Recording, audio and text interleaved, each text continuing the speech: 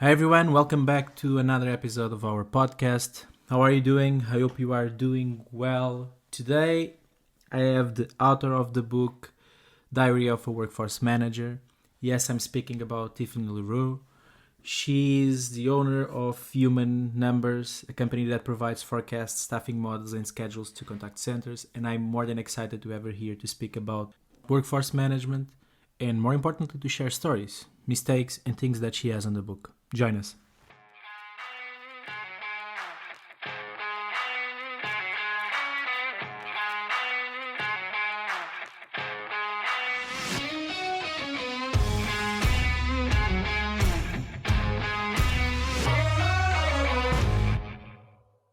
Hi, everyone. Welcome back to the show and welcome to the guest, Tiffany. How are you doing? I'm very well, thank you. Thank you so much for being here today. So, for everyone joining and tuning in, Tiffany, as you listen in the intro, is someone with loads of experience. I think she has loads of interesting stories. But I wanted to start with our style. So, in this corner of the WFM industry, we always ask this question for you to define in your own words what does workforce management mean to you, and will be no different. So, Tiffany, what's your take? Um, so the way that I describe it to my friends and family is that I tell companies how many agents they need so that when you call them, you're not waiting on hold forever. And that's kind of my elevator pitch. And is it working? I think that there is so many different ways to do it. What's the normal follow up question they do? So if they're really interested, their mind will start clicking and they'll start asking, well, how do you do that? And is it different by seasons or by days of the week? Because they think about their own experience and how they've had to Mhm. wait when they've called into customer service departments. And, of course, workforce management is a lot bigger than just that one sentence explanation. But yeah, it's interesting because it puts it into a category that they can understand themselves personally. Yeah, and it connects to something that they experience on weekly basis or daily basis every time they need to interact. Exactly. Super cool. So you have been around, like I said in the intro before, on this industry for quite some time now. I think you saw all the big breakthroughs, the different ways of providing service from email, chat, phone solutions. And in addition to that, loads of different softwares that were brought throughout time, different tools that were used. And to make a bridge here, you actually published a book called Diary of a Workforce Manager. And I wanted to start there, which is what was the reason that led you to start that journey on writing the book? So I've been in contact centers for 35 years and specifically in workforce management for 29 years. So you're correct, it's been a long time. But when I started consulting, I saw other workforce managers that were struggling with the same questions and problems that I had already experienced. Things like, how do I calculate growth rates? Or am I looking at the right metrics? Or, what do I do when everyone hates their schedule and therefore hates me? So, my book has a chapter with step by step instructions on how to develop and facilitate a schedule focus team to solve for that. But I've also made plenty of embarrassing mistakes myself. So, I included some of those as well. And the reason for that is because I believe the nature of this job attracts a very detail oriented, analytically minded person.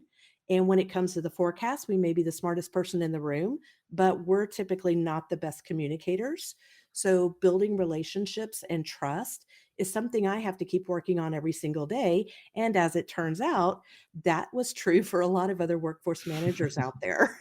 So the feedback for the book has been very intense, very personal, and very positive. Yeah, and I mentioned before to you that I started reading your book, and it's interesting that you included those in the book because it makes it more real. I think so many times we just go for that perfect setup. Everything sounds so easy, and you project, and like everyone makes it sound so easy, but in reality there are lots of hiccups, and I think you did quite well on going and sharing those examples. And I wanted to pick on one of those, which is on the book, for everyone listening, it covers from almost every single step, from all the forecasting and trying to get the exactly amount of work you will receive. You get from all the, like, the schedules, dealing with holidays, dealing with reporting. That communication piece is very well present as well. You touch on best practice. So you have a chapter, if I'm not mistaken, just for mistakes. I wanted to ask, what's the most common one, or the one that, for instance, when you were like trying to write the book, the one that was, oh, this needs to be here. It's like one that everyone will connect to. From a mistake perspective, I guess, not double checking the work and not visualizing what the end result is supposed to be, and therefore maybe putting too much trust into the tools and the software without validating, does this make sense? Does this actually sound right as a solution? Does this feel right as, the total number that it's telling me I need to have, Hmm. or a prediction in what it's going to say? So just applying a reality check based on your own gut feelings and your own intuition as the workforce manager, as opposed to just letting it all happen from the software's perspective. Hmm. I think, if I'm not mistaken, it's one of the first you mentioned around data cleaning. So that's one of I would say probably one of the number one. Every time we speak about forecasting or just preparing data, is the importance that is around skipping that stage, which Mhm. sometimes we just it's not that relevant, but it actually can lead to different conclusions. How important do you think that one specifically is? Well, it's incredibly important because that data is what's driving the accuracy of the future forecast. So, if the data is dirty and it's not normalized or detrended or whatever the case may be, then any forecasting methodology isn't going to intuitively read into that. It's just going to spit out whatever it thinks based on that history. Hmm. So, we have to be the ones responsible for making sure that the data that it's using and the assumptions that it's using are the ones that we actually want it to use, Hmm. as opposed to just going with natural defaults. I think that ties well with one of the questions that I wanted to ask, which is how critical a good forecast is. Yeah. So, a good forecast is very critical, but not just having a good forecast, it's also critical that we have the best forecast, meaning that we've chosen the best possible forecasting methodology. So we've collected all the external assumptions about future call drivers, and we're using history with data that's been normalized and detrended correctly. Otherwise, our forecast isn't going to give us the results that we want. But the idea around a good forecast sometimes gets clouded with this idea of forecast accuracy. And a lot of people get hung up on the idea that forecast accuracy is going to be a guaranteed metric that you can accomplish if your forecaster is good enough.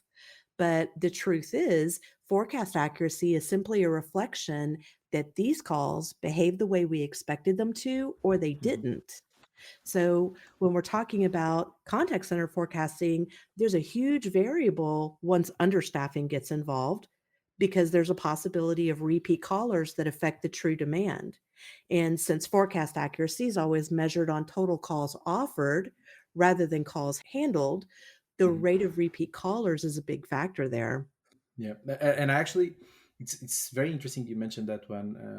And to the audience itself, I think it's very commonly that we project contacts that we'll receive, and we have the different SLAs, the different abandon rates, and that recontact rate not only pollutes that normal trend of like the normal contacts we'll get based on the actual customer, the true demand, but actually impacts the way our perception of service level is, to a certain extent. Like, if you actually clean that up, and you fix the kind of like understaffing, like you mentioned, Mhm. there is actually, it's not a direct correlation. Like, you don't need to remove, if you improve X amount of people, just even factual small gains will have a tremendous impact on those values, because they move on different directions. So you are increasing service levels, the demand will slow down, getting closer to that true contact rate.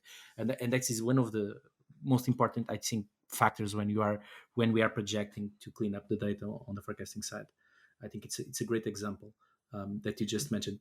And we started with forecast, but forecast is just the beginning, almost of everything. that is, I'm assuming, probably will share the same, that is as important as he's cleaning that up, that will have so many impacts on all the other stages, from like reporting, scheduling, etc., right? Yes, absolutely. Yeah.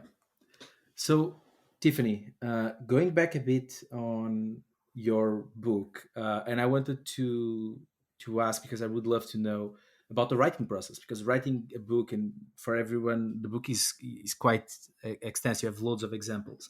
I wanted to ask about the writing experience, the journey about writing, finding how long did it took to actually produce the book. Can you share with us a bit of the insights behind it? So it actually took several years to actually compile the book and get it published, but the actual writing process itself was pretty simple because what I would do is I would listen to my network and listen to what are the current concerns out there. What are the questions that I'm hearing when I attend contact center events from other workforce managers? So then, as I would come across that, I would actually write short articles and then, after I got, several articles under my belt, I then compiled that into what makes the book today. So even though the book is divided up into chapters, it's actually compilation of several mini articles throughout my career that I've published.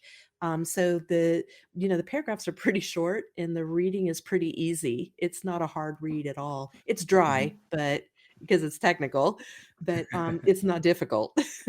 I agree. And there is something that is very clear on the writing, which is the love you have for what you are writing. And it's clear listening to you explaining it as well. So I wanted to ask, what do you love about having this career in workforce management? Um, I guess the main thing I love is that what I'm doing is meaningful work. What we do as workforce managers affects agents, with their schedules, and what we do as workforce managers affects our customers' lives because they don't have to hold as long. And what we're doing as workforce manager affects our company because it means they don't end up wasting money on resources that aren't needed, and they know when they need to hire and when they can allow natural attrition to occur without immediately rehiring. So I love the fact that what we're doing is meaningful to so many different areas. You mentioned a good point. So I don't know if you have that perception or not, but it's very common, and you mentioned about this, that we are normally within workforce management, there is this communication gap on how to communicate.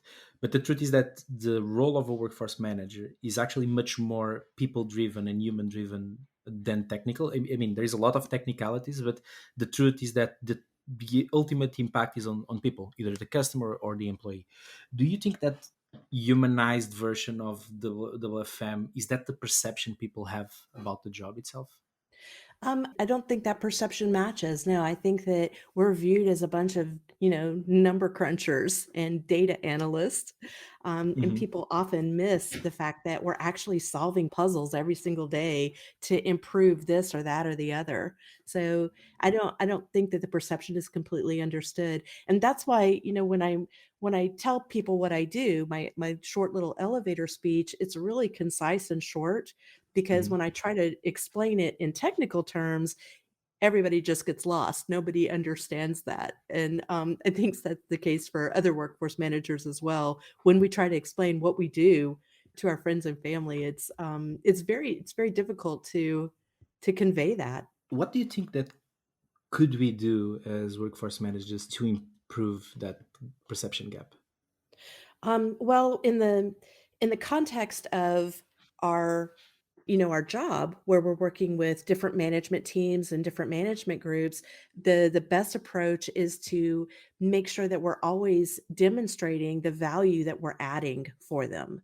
So, if we're working with the quality group, we want to make sure that we demonstrate our value in terms of how we're building schedules allows for the quality group to do their monitoring and their service observing. Or when we're talking with the marketing group, for example, we need to be able to demonstrate, hey, if you can use our staffing models to determine when the best time is to roll out your marketing plans, we'll make sure we have the best number of agents available to react to those. type of campaigns. And so that type of collaboration, while difficult, is really the key to collaboration.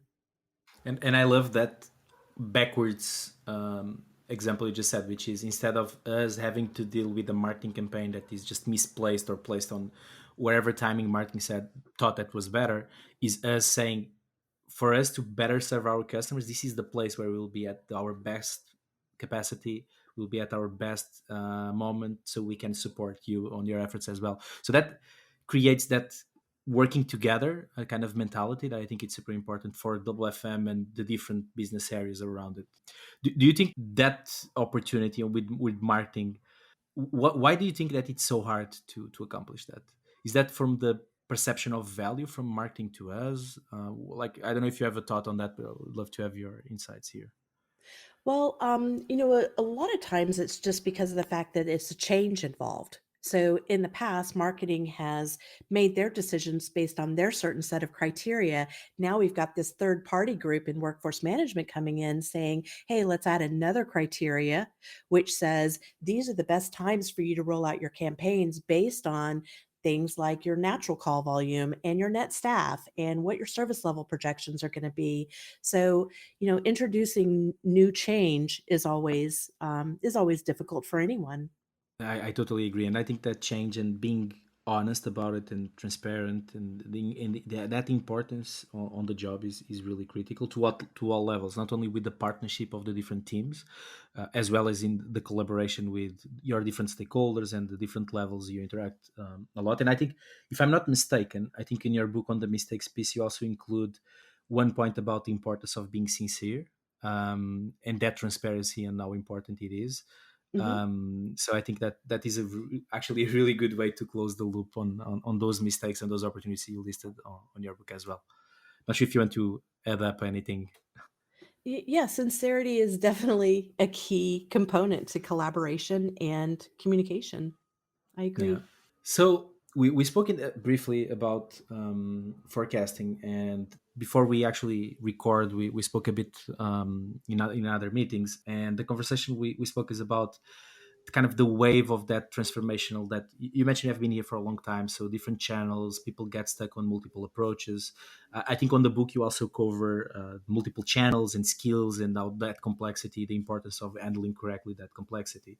Mhm. So I wanted to ask a bit about what's kind of like the best approach on your view. So what kind of risks no one speaks about when aligning that process of forecasting and planning, having into consideration this multiple channel parity and the different wave of technology channels. So, from a forecasting perspective, not from a scheduling perspective, but for the forecasting part, it's almost done identically to traditional phone channels. And when we're talking about, we've got multi skilled scheduling scenarios, that's when it becomes a lot different for the scheduler side. But the first step in forecasting, it's pretty much identical with just a few adjustments that I make. So, um, for example, some channels allow for simultaneous work. So, like, for example, where you can have more than one chat going on at the same time being handled by the same person. If that's the case, there may need to be a simul skill factor applied that reduces the total number of people that we're going to say we need. But before we automatically take that extra savings, it's important to qualify that there's really enough volume offered in the first place for these multiple chats to actually happen. And unfortunately, that's the kind of analysis that needs to be qualified for every single interval, before we can get that extra savings. A second example is that anything that has a service goal greater than 24 hours gets measured with a response time calculation instead of the traditional service level or average speed of answer calculations. So there's a different mathematical formula to calculate response time than we use for service level and ASA. Um, Hmm. and then another one I can think of is that when we're talking about non-phone work, we may have to include backlog volume that remains unworked from the previous day or the previous week. And so just having a process to make sure that the volume isn't double counted, but it still shows up as ongoing work until it's Hmm. actually closed out. And then there's also some small nuances like using higher handle times for a video call because talk time tends to be longer when there's eye contact involved. So just adjusting it to the situation, I guess. I like the example you just made a few minutes ago about the different examples, and I think that one about the fact that it's asynchronous and the backlog exists, and backlog management many times is one of the reasons some teams fail, because you project the income of new contacts, but you forgot that there is a long tail of contacts that probably you couldn't solve at first attempt. And backlog management is actually an important topic. Any recommendations you could kind of like share on to all the planners out there about how to handle like this backlog part of the equation? So, if you're trying to do it using workforce management software, I would say my recommendation is be aware of the shortcomings and the risks in that software when it comes to that stuff. So, for example, um, if you're understaffed and your customer calls in and then they hang up, which is an abandoned call, there's no guarantee that they're gonna call you right back in that exact same interval. So, that means that their second call may show up in the next interval or later that day or maybe the next day, and WFM software doesn't plan for that. It ignores it. Or if you're understaffed and your customer calls in and decides they're just gonna hold for the next available agent, there's no guarantee that that's going to happen in the same interval either. So if they're still holding when the interval changes over, say at the top of the hour, then that becomes carryover volume, which increases the workload for that interval. And WFM software doesn't plan for that either. So understanding the risks that your software may not be looking at everything in a realistic way. Actually, I think that's a very interesting tip, which, if you allow me to repackage it, is regardless of the tool you use, and there are many different tools in the market, you can even have some kind of proprietary tools that can be built by yourself, is like really having the deep knowledge of how your tool handles those edge cases is Mhm. critical for you to know which recommendations and what recommendations you should provide or what actions you should take. Otherwise you would be kind of like ignoring a lot of factors that goes into the interval level planning. Yeah, So I that's think a perfect way to rephrase that. Absolutely. And I mean, uh, those are just a few of the reasons that we choose to do everything in Excel, and then we import our results into WFM software to let it do the heavy lifting of real-time management and adherence tracking. But it's unfortunate that WFM software companies haven't addressed some of this stuff already. So much of their energy and time is spent on AI forecasting when they could honestly just get a lot of improvement if they would go back to the basics to really understand the nature of the contact center customer and their behavior. oh, I love that one. I think that the basics are so many times ignored, and they are so critical to the bread and butter of what workforce management is. That is actually shocking that we spent too many times speaking about the future, but we forgot that there is already something here that we actually need to nurture and evolve as well. WFM software has the same access to the exact same data that we have, and it just doesn't feel right that my Excel forecast still outperform this expensive software's forecasting engine, you know? It should be the other way around. Yeah, yeah. And especially, I think the fact that there is another part of flexibility. I'm not sure if you agree, which is it's to give to all the different vendors out there is like, I know it's hard to prepare for every single use case, because industry changes, different requirements change, but the truth is that one size fits all, I don't think it's a good approach. So allowing some flexibility on the forecasting side to create, to elaborate the models or try to tailor to the business, I think it's super important to get them to compete and get more tailored results, like you were describing. Otherwise it's easy to beat, and that shouldn't be the case, right? On the investment that you Exactly. do. So to pick a bit on, like, I think we're having an amazing conversation here about the opportunities. I wanted to kind of roll a bit over on the career you had so far. So there's a lot of different people starting to make their own career within workforce management, developing now. I wanted to ask you, how big do you think the opportunity is for someone to actually have a career in this industry? So I think it's a lot easier now than it's been in the past. The horrible attrition that we experienced during the pandemic turned the contact center industry into a market that favors the employees.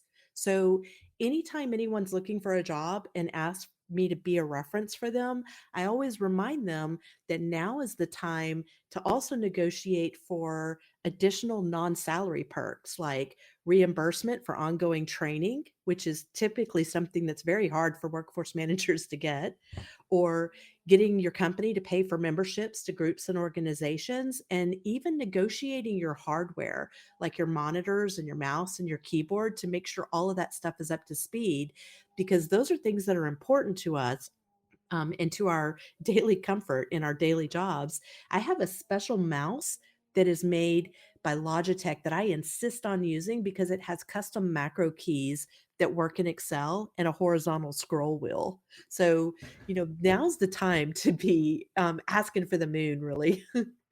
Those small details make a ton of difference in your ability to deliver. Good trick, good tip. Do you think that specifically on that kind of like development of the career, do you think there is enough? So your book is probably, I would recommend everyone that is starting to get the book. It's loads of interesting facts and knowledge. But I didn't ask this question before. And do you think there is enough knowledge for someone to develop by themselves in this WFM space? By themselves, meaning they're not being formally trained by Yeah, if someone someone else? today just says, okay, I want to explore that career, where can I get kind of like trainings and different kind of content to develop alone? Because many of different like roles Mhm. you can search on YouTube and get like courses online and things for free.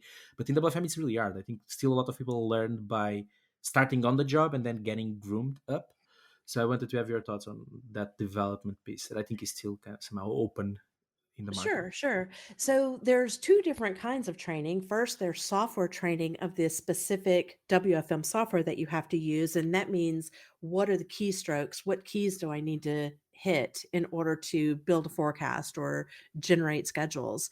Then there's also training in that, what do I need to spend my day doing? How am I going to be a productive member of my team in order to get the deliverables out? So, in terms of the software training, that's simply looking at the user manual. And I can't think of a single vendor that doesn't have actually free access to their user manuals online in today's world. In terms of the other type of training, there's a lot of organizations that have networking events and have ongoing training opportunities that I think it is possible to be able to self-learn this Hmm. job. There is no college course for workforce managers, Yeah, and, that's for sure. yeah, and so, there's the matter of, how do we get to the point where we're able to redeliver what the last person was doing, versus how do we actually train ourselves to make sure that we're using the best possible resources to our abilities? You know what? I never thought about what something you just said, which I think it's fascinating to see. Which is, I never thought to research on the different vendors and go to the manuals of those softwares to actually learn. And I think that's actually a very nice hack that most people forget, and they just look into those when they actually need to learn the software. But there is actually learnings about what the WFM is about that is actually within those manuals. I think that's a very interesting tip. I love that one. Never thought Yeah. about that, Tiffany. I also just recently learned, and by recent, I mean this is like in the last 60 days. I recently learned there's a WFM Reddit feed where people can just go in and ask WFM questions, and the community will answer their questions. And it is not specific to software vendor, it is not specific to level. It is just every other Reddit feed out there. Hmm. So, yeah, there's resources available for sure. Yeah, I think it's just go and find it and seek the information you need. So for everyone developing, Mhm. do your research, and for sure there are opportunities for you to develop your current knowledge. Tiffany, we are almost ending the time here, but I still wanted to ask you two more questions. One is, who are the people that inspired you the most and why? So I knew that that question was coming, and I remain inspired by a man by the name of Marshall Lee, who is a leader in the WFM world to many of us. And I quoted him in my book after I heard him speak. And he said, I wrote it down, be the one person in the call center who can always be honest no matter what and with no secrets. Always let people know when you accidentally make a forecasting error. And I just thought that was the perfect advice because the nice thing about our job is we can always let the numbers do the talking for us. We don't have to hide behind anything. Hmm. Oh, that's inspiring. And I have to say that what you just said, um, at least touched me on the fact that back, I think we mentioned this about being sincere in the previously, and that transparency is so critical when you are trying to build that trust relationship, because in the end of the day, your our job is to actually help project what the future looks like. And if we cannot be trustworthy, then there is actually a gap in the relationship that we are starting from the get-go of not trusting each other. So I think it's super amazing feedback, and I think that should inspire more people. My last big question, and we briefly touched on this, which is, if you had no budget limitations, so resources, money, time, you can source everything, what would be the one thing you would fix for the WFM industry? So, if money was no object, then I would spend my time building full service workforce management teams for our new 988 lifelines, which are the national emergency hotlines in the United States that we set up as an alternative to calling the police for Hmm. non-criminal emergencies and suicide prevention. And they rolled out a lot of these contact centers last summer in response to things that were happening in the States at the time. Hmm. But these centers are very understaffed and underfunded. And these are not the kind of callers that we want holding for long periods of time. They're callers for help with mental health issues, suicide prevention, things where they need assistance. So if I had the money, I would use my expertise to build a staffing model and schedules so that we could get these very important call centers on track. Tiffany, I couldn't ever imagine a better way to end the episode today. Loved your idea to fix in the industry, loved the vision behind it, and once more, in the name of WFM, thank you so much for being here today and sharing your experience and ending in such an inspiring note. There is nothing I could have asked for. Thank you so much, Tiffany, for the time today. Any final words? Well, thank you for inviting me to participate in this. It was interesting. Thank you so much. And for everyone out there, please stay tuned for future episodes. Thank you so much. Thank you for listening to WFM. This podcast is made and produced by André Leitão, Bilge Hentolun, Doug Carsteton, Gonçalo Gomes, and Kim Paz. If you like this show, don't forget to share it with your friends and colleagues. Visit our website, wefm.com, to find more exclusive interviews and WFM content. See you next time. All rights reserved.